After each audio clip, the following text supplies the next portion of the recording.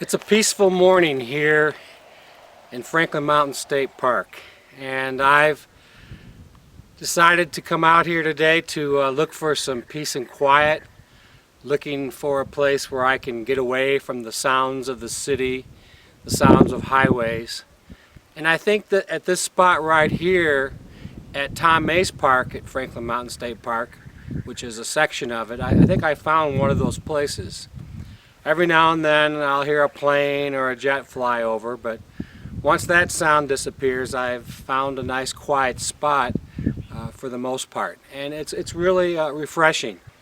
I discovered long ago when I was living in Big Bend National Park that the quiet of the desert is very, very powerful, and it really helps you to rediscover yourself, to connect with yourself spiritually and with the land and everything that nature offers here in the wilderness. And so that's one of the reasons why I'm out here today, is just to enjoy that and to hopefully encourage others to want to protect that here in El Paso. Along the Trans Mountain Road 375, you'll notice as you drive up and down that road how at exit 12 there's going to be another road planned someday. This land will perhaps go through some public land that the citizens are trying to protect through a petition that the Franklin Mountains Wilderness Coalition is supporting.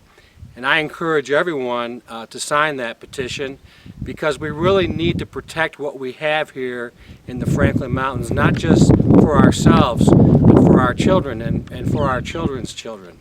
So I encourage you to get involved here in El Paso, support organizations like the Franklin Mountains Wilderness Coalition, the Sierra Club, the Audubon Society, Chihuahuan Desert Education Coalition, the Rock and Cactus Club, Native Plant Society. All these organizations are working to help increase awareness and hopefully to engage people in activities that will help them to not only connect with nature, but to appreciate it to the point where they'll want to get involved in protecting it. And as everybody knows who lives in El Paso, the land that we do have surrounding our city is constantly under siege with more and more development. Rather than spreading out with all this urban sprawl, we need to be growing more upward, and we need to be using lands wisely so that we can protect the wildlife corridors.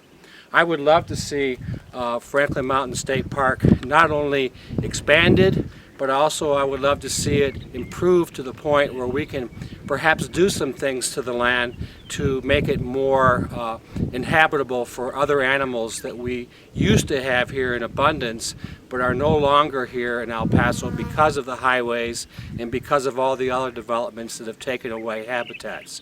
So why not encourage the state park to do some things like put out some water guzzlers in areas like this so that we can have more habitat for mule deer and perhaps javelina and other animals that live in our Chihuahuan desert.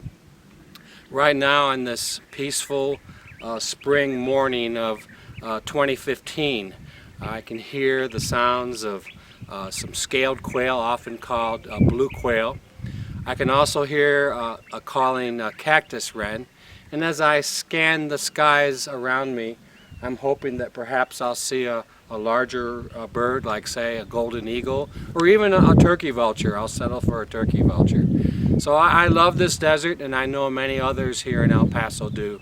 So please get outside, take your family, be smart, go camping, learn about what it takes to go on a hike safely, know where you're going, know when you're going to be able to come back. Make sure you wear sunscreen, wear a hat, protect yourself from the elements, and of course always carry plenty of water. So my name is Rick LoBello, and I encourage everyone in El Paso to protect and conserve the natural resources that we have here for ourselves and hopefully for our future generations that will follow us.